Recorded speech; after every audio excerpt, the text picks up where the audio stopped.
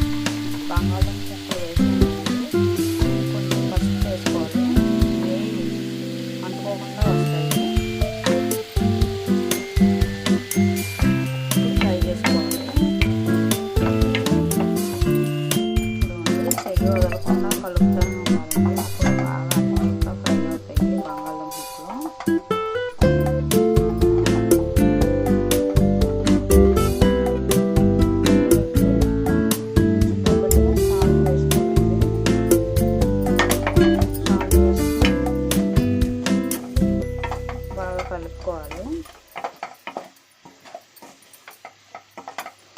దించేసాక అప్పుడు కారం వేసి చూపిస్తానండి. అంతే అండి. కొంచెం ధనియాల పొడి,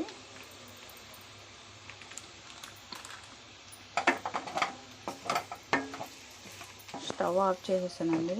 ఇప్పుడు అదే మగ్గిపోతుంది. కొంచెం కారం,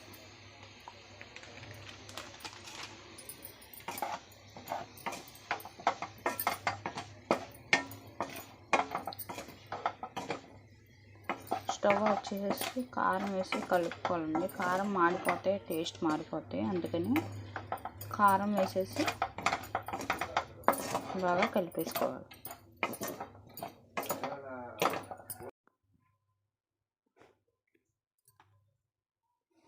సింపుల్ బంగాళదుంప ఫ్రై రెడీ అయిపోయిందండి. మీకు కనుక మన వీడియో నచ్చినట్టయితే ప్లీజ్ లైక్ చేసి సబ్స్క్రైబ్ చేసుకోండి.